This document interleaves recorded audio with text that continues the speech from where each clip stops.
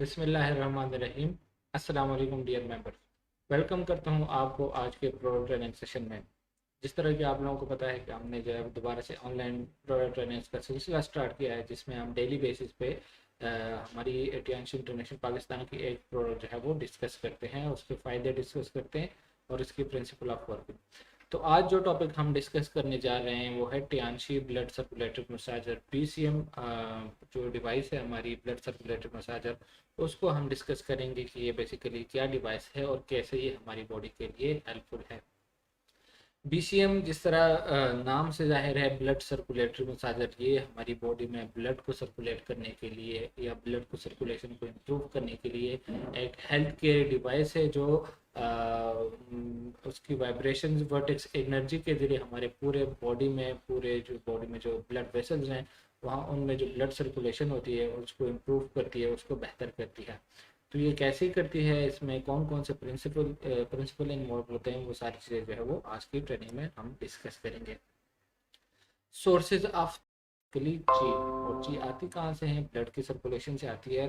पूरे बॉडी में जब हमारी ब्लड सर्कुलेट करती है तो उससे जो है वो मुख्तलिफ न्यूट्रंस हर एक सेल तक पहुँचते हैं और उस न्यूट्रन से फिर वही एनर्जी बनती है और वो एनर्जी जो है वो हम अपनी डेली लाइफ रूटीन में इस्तेमाल करते हैं। सोर्सेज ऑफ ची एंड ब्लड, तो जो भी एक नॉर्मल एडल्ट है या इंसानी जिस्म है, उसकी जो उसका सोर्स होता है ची एंड ब्लड का, उसके बेसिकली अगर हम टीसीएम की फिलोसफी के मुताबिक देखें तो दो इसके सोर्सेज हैं, एक प्री नेटल एसेंस और एक post natal essence. Pre natal energy और पोस्ट नेटल एनर्जी, अगर इन शॉर्ट हम इसको, प्री नेटल बेसिकली किसे कहते हैं? वो एनर्जी या वो कैरेक्टर जो बच्चे में पैदाइश से पहले के जो ट्रांसफर हुए हैं, that is pre natal essence, यानी पैदाइश से पहले वाली एनर्जी। वो सारे एनर्जी जो बच्चे में पैदाइश से पहले ट्रांसफर हो चुके हो उसकी माँ से। दूसरी किस्म की एनर्जी जो है वो एनर्जी है जिसे हम पोस्ट नेटल एसेंस कहते हैं, यानी कि पैदाइश से बाद वाली एनर्जी या पैदाइश से बाद वाली चीज। ये वो चीज है जो बंदा अपनी डेली लाइफ रूटीन में या अपनी नॉर्मल लाइफ में जो मुख्तलिफ एक्टिविटीज़ परफॉर्म करता है, मुख्तलिफ न्यूट्रंस लेता है और अपनी इम्यूनिटी को बिल्डअप करता है या जो एनर्जी को जो है वो बूस्ट अप करता है, तो इसको कहते हैं पोस्ट नेटल ची या पोस्ट नेटल एसेंस। अब ये डिवाइस उन लोगों के लिए हम रिकमेंड करते हैं जिनको ची ब्लड की डिफिशियंसी हो। अब ची ब्लड की डिफिशियंसी के क्या वजूहत हो सकते हैं, उसके क्या रीजंस हो सकते हैं? तो सबसे पहले जो एनर्जी के एग्ज़ाम हमने डिस्कस की, प्री नेटल और पोस्ट नेटल। तो जो पोस्ट नेटल ची थी उसकी भी फिर दो अकसाम थी। एक ग्रेन ची, जो हम मुख्तलिफ न्यूट्रंस खाते हैं या जो भी चीज़ें लेते हैं, खाना खाते हैं, पानी पीते हैं, उससे जो एनर्जी बनती है दैट इज़ ग्रेन ची। दूसरी किस्म की जो हवा से रिलेटेड जो हमारी एनर्जी बनती है, ची बनती है, दैट इज़ कॉल्ड क्लियर ची। तो पोस्ट नेटल ची की भी फिर दो अकसाम है, एक ग्रेन ची जो हम नॉर्मल ग़िज़ाइयत लेते हैं उससे जो एनर्जी बनती है, और दूसरे किस्म की वो एनर्जी है जो साफ़ हवा से हम लेते हैं, तो उसको कहते हैं क्लियर ची। अब अगर हम रीजंस फॉर ची ब्लड डिफिशियंसी को डिस्कस करें कि ऐसी कौन सी वजूहत है जिससे किसी बंदे को जो है वो ची ब्लड की डिफिशियंसी हो सकती है, उसमें सबसे पहले है डिस्ट्रक्शन ऑफ नेचुरल इन्वायरमेंट। कुदरती माहौल के ख़राब होने से जो है वो एक बंदे को ची ब्लड की डिफिशियंसी हो सकती है। आजकल अगर हम गौर करें अपने इन्वायरमेंट को जिसको हम इस्तेमाल कर रहे हैं, तो इंडस्ट्रियलाइजेशन हो रही है, डिफॉरेस्टेशन हो रही है, ये सारे फैक्टर जो है वो कंट्रीब्यूट कर रहे हैं toward the destruction of natural environment. इससे जो है वो हमारा नेचुरल इन्वायरमेंट जो है, कुदरती माहौल हमारा ख़राब हो रहा है। अब जब कुदरती माहौल हमारा ख़राब हो रहा है तो जाहिर बात है जो साफ़ हवा थी हमें मुहैया थी पहले, वो जो है वो हमें मुहैया नहीं होगी और हम क्लियर चीज की डेफिशिएंसी का शिकार हो सकते हैं। दूसरी किस्म की जो एनर्जी दूसरा जो रीज़न है ची ब्लड की डिफिशियंसी का, change of diet style. Diet style जो हमने आजकल अपनाया हुआ है जो है वो विदाउट जो हम खाना खाते हैं या जो चीज़ें लेते हैं उसमें ग़िज़ाइयत नहीं होती, उसमें न्यूट्रंस नहीं होते, वो न्यूट्रन लेस डाइट होती है। वो उसमें सिर्फ जो अगर हम गौर करिए बर्गर्स वगैरह जो होते हैं, सैंडविच वगैरह, तो इसमें क्या होता है, वो न्यूट्रन जो हमारी बॉडी के लिए रिक्वायर्ड होते हैं वो नहीं पाए जाते। न्यूट्रन हमारे जिस्म के लिए क्यों रिक्वायर्ड होते हैं? जो मैंने बताया कि हम डेली लाइफ में जो एक्टिविटीज़ परफॉर्म करते हैं, वो एक्टिविटीज़ परफॉर्म करने के लिए हमें एनर्जी चाहिए होती है।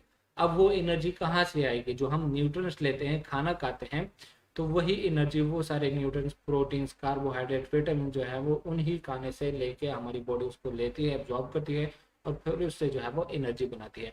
अब जो डाइट स्टाइल आजकल हमने अपनाया हुआ होता है वो न्यूट्रल लेस डाइट होता है, उसमें वो प्रोटीन्स होते ही नहीं है, वो कार्बोहाइड्रेट्स नहीं होते जो हमारी बॉडी के लिए रिक्वायर्ड होते हैं। अब जाहिर बात है ये सारी चीज़ें जब हमारी बॉडी को प्रोवाइड नहीं है, मुहैया नहीं है, तो उससे वो एनर्जी भी नहीं बनेगी, एनर्जी नहीं बनेगी तो हम एनर्जी की डिफिशियंसी का शिकार हो सकते हैं। तो एक दूसरा रीज़न हो सकता है ची ब्लड की डिफिशियंसी का। तीसरा reason lack of exercise and workload.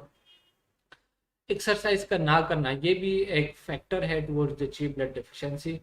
Exercise के ना करने से कैसे हमारी एनर्जी मुतासर होती है, जब हम एक्सरसाइज नहीं करते या जो चीज़ें हम खाते हैं खाने के बाद फ़ौरन लेट जाते हैं, तो उससे क्या होता है कि वो खाना जो हम ले रहे हैं वो बेशक जो है वो उसमें काफ़ी सारे न्यूट्रिएंट्स भी हैं, उसमें प्रोटीन्स भी हैं, उसमें कार्बोहाइड्रेट्स भी हैं, वो एक बैलेंस डाइट है, लेकिन वो लेके फ़ौरन जाके हमारे स्टमक में जमा हो जाता है, वहाँ से आगे जो है वो सर्कुलेट नहीं होता, वहाँ से आगे डिस्ट्रीब्यूट नहीं होता हमारी पूरी बॉडी में, क्योंकि ये सारे न्यूट्रिएंट जो है वो हमें पूरे जिस्म में चाहिए होते हैं, पूरे बॉडी में चाहिए होते हैं। हर एक सेल को जो है वो ये न्यूट्रिएंट्स रिक्वायर्ड होते हैं, उसको प्रोटीन भी रिक्वायर्ड होते हैं, कार्बोहाइड्रेट्स भी रिक्वायर्ड होते हैं, विटामिन भी रिक्वायर्ड होती हैं, ताकि वो उनका इस्तेमाल करते हुए उस सेल के लिए एनर्जी बनाए और वही एनर्जी जो है वो फिर वो सेल यूटिलाइज करे।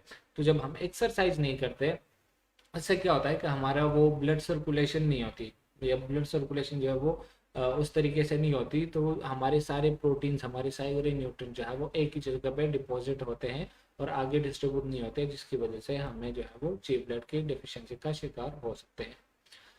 अब आते हैं जो feet are called second heart of the body. Feet को हम क्यों डिस्कस कर रहे हैं, क्योंकि ये जो डिवाइस है ब्लड सर्कुलेटरी मसाजर, ये इसकी जब थेरेपी हम शुरू करते हैं फीड से शुरू करते हैं, इसी वजह से फीड्स की कुछ उसकी जो टर्मिनोलॉजी है वो हम डिस्कस करेंगे।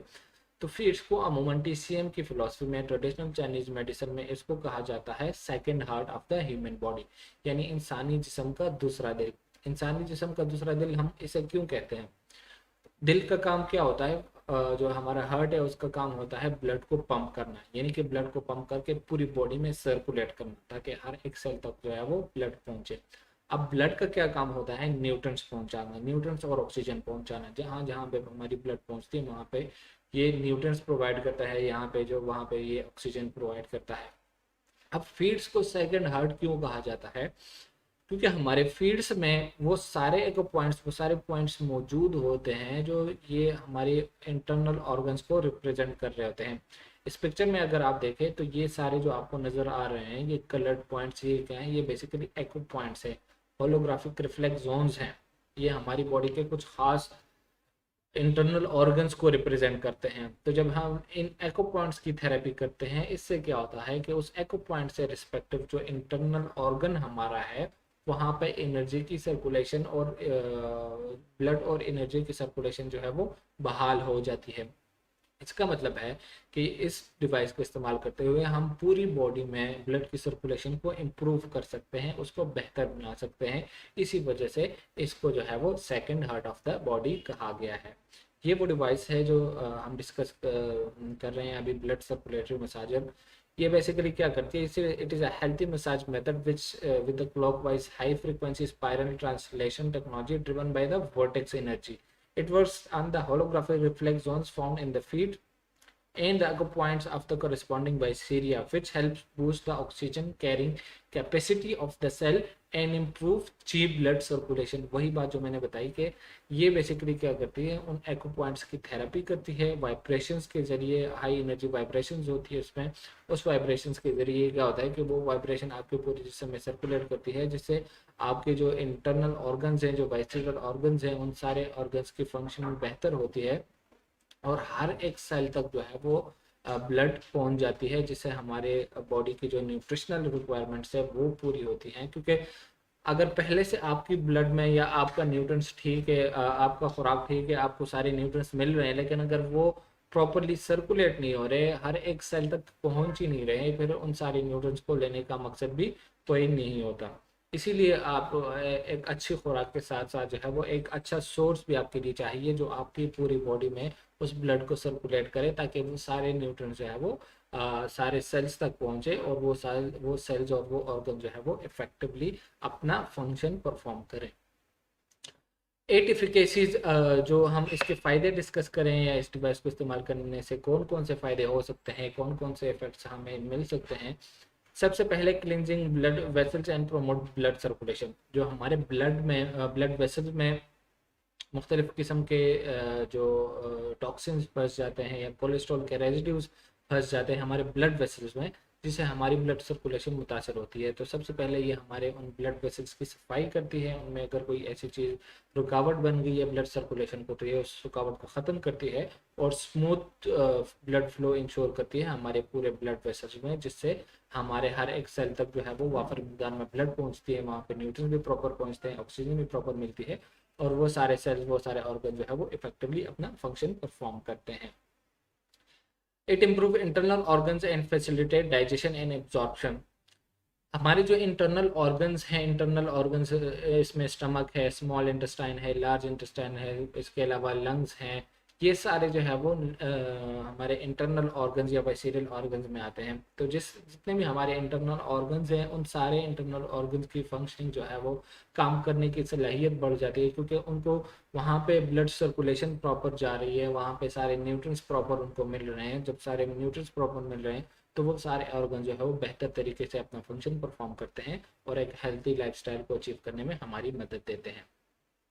It keeps the cells active and boost immunity. जिस तरह मैंने बताया कि सेल जो हमारी पूरी बॉडी मुख्तलिफ सेल से मिलकर बनी है, मुख्तलिफ ऑर्गन्स होते हैं, उन ऑर्गन में जो है वो स्पेसिफिक सेल्स होते हैं। अब सारे सेल्स को जिंदा रहने के लिए, उसको एक्टिव रहने के लिए न्यूट्रिएंट्स रिक्वायर्ड होते हैं, एनर्जी रिक्वायर्ड होती है। वो एनर्जी कहाँ से बनती है? वही जो न्यूट्रिएंट्स हम लेते हैं उससे वो एनर्जी बनती है। और वो न्यूट्रिएंट्स कैसे आएंगे उस सेल तक? जाहिर बात है ब्लड सर्कुलेशन के जरिए। तो जब हर एक सेल तक ब्लड सर्कुलेशन जा रही है, वहाँ तक न्यूट्रिएंट्स पहुँच रहे हैं तो वहाँ पे एनर्जी बनेगी तो वो सेल काम करेगा तो ही वो सेल जिस ऑर्गन का है वो ऑर्गन जो है वो इफेक्टिवली उसके जिम्मे जो भी फंक्शन लगाया हुआ है वो अपना फंक्शन जो है वो परफॉर्म करेगा। और इसके अलावा इससे इम्यूनिटी भी बूस्ट अप हो सकती है। जब हमारे पूरे बॉडी में ब्लड सर्कुलेशन बेहतर हो रही है तो जो हमारे इम्यून सेल्स होते हैं वो भी हमारे ब्लड में जो हमारे ब्लड है वो दो चीज़ों पे मुश्तमिल होता है, एक प्लाज्मा पे और ब्लड सेल्स पे। ब्लड सेल्स में एक खास किस्म है WBCs, वाइट ब्लड सेल, जो हमारे इम्यून सिस्टम के सेल्स हैं और मुदाफ़ित निज़ाम को में हमारे जो है फंक्शन प्ले करते हैं। तो जब हमारे पूरे बॉडी में ब्लड सर्कुलेशन प्रॉपर हो रही है तो हर एक जगह पे वो ब्लड सेल्स पहुंचेंगे, WBCs पहुंचेंगी और जहाँ पर कहीं पे कोई वायरल या बैक्टीरियल अटैक होगा वो इफेक्टिवली जो है वो उसको टैकल करेंगे, उसको ख़त्म करेंगे। इसके अलावा जो नेक्स्ट इसका फ़ायदा है lose weight and body shaping. हमारे natural body weight and shape करने को में जो नेचुरल बॉडी वेट और शेप को मेंटेन रहने में जो है वो ये हमारी मदद करती है। किस तरह? क्योंकि जो भी चीज़ें हम ले रहे हैं न्यूट्रिएंट्स, हमारी बॉडी की जो शेप है और जो वेट है वो कब डिस्टर्ब होता है, कब ख़राब होता है? जब हमारी जो हम खुराक ले रहे हैं वो हमारे ओवर बर्डन हो जाते हैं, उसकी यूटिलाइजेशन नहीं होती। यूटिलाइजेशन क्यों नहीं होगी? क्योंकि वो हर एक सेल तक पहुँच ही नहीं रहा। जब हर एक सेल तक पहुंच नहीं रहा है तो वो हमारे स्टमक और इसके अराउंड जो है वो सारे न्यूट्रिएंट्स डिपॉजिट होंगे, फैट्स वहाँ पे डिपॉजिट होंगे, उससे हमारा वेट भी बढ़ेगा और हमारा जो बॉडी शेप है वो भी ख़राब होगा। तो अगर जो हम न्यूट्रिएंट्स ले रहे हैं वो उसकी प्रॉपर डिस्ट्रीब्यूशन हो रही है, हर एक सेल तक, हर एक ऑर्गन तक वो सारे न्यूट्रिएंट्स पहुंच रहे हैं, यानी न्यूट्रिएंट्स की यूटिलाइजेशन प्रॉपर हो रही है, तो हमारा जो natural body weight and shape है वो मेंटेन रहेगा।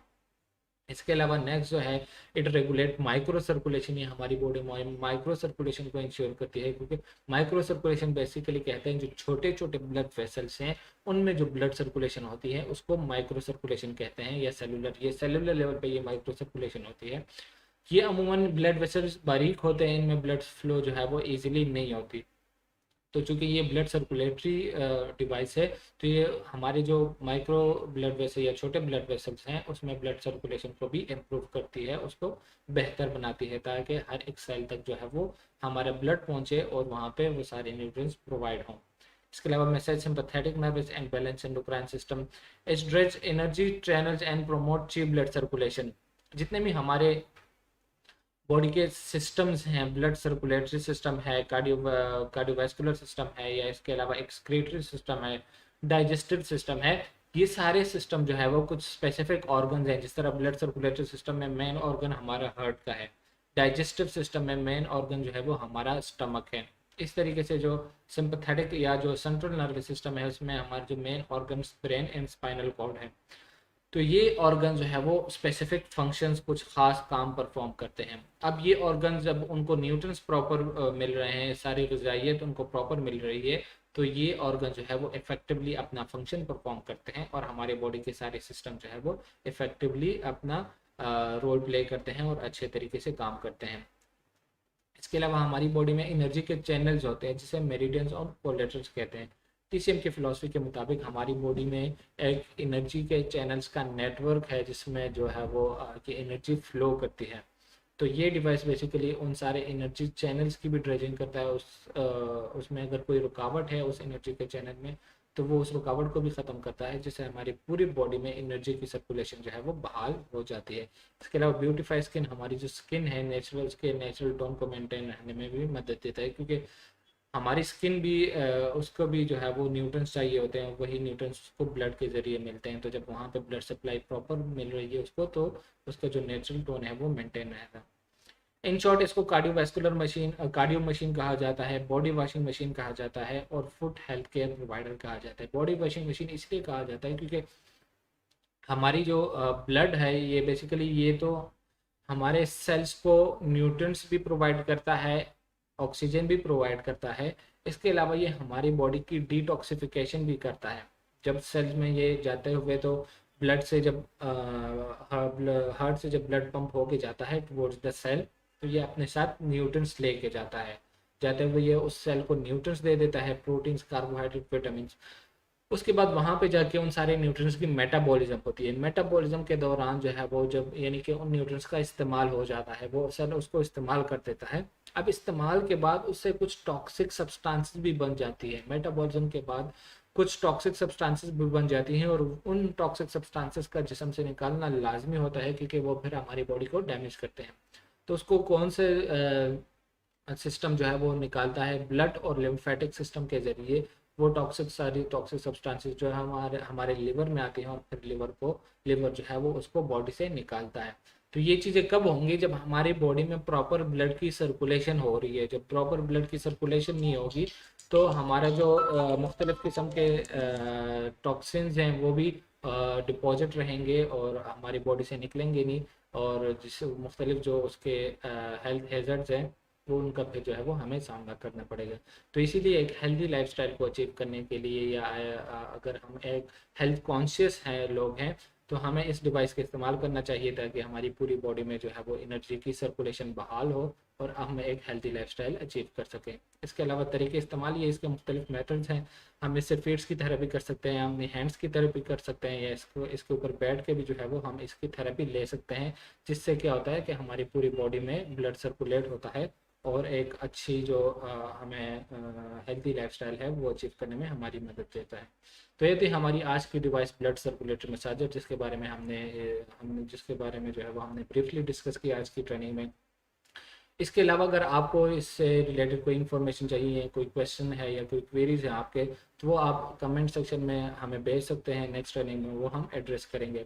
और अगर इस प्राइस के हवाले से आपको कुछ इन्फॉर्मेशन चाहिए या आप इसको जो है वो लेना चाहते हैं या ऑर्डर ऑनलाइन देना चाहते हैं, तो वो भी आप जो डिस्क्रिप्शन में हमारा व्हाट्सएप नंबर है उस व्हाट्सएप नंबर के ज़रिए आप हमें इन्फॉर्म कर सकते हैं। इससे रिलेटेड जो भी आपको इन्फॉर्मेशन होगी वो उसके ज़रिए जो है वो मिल जाएगी।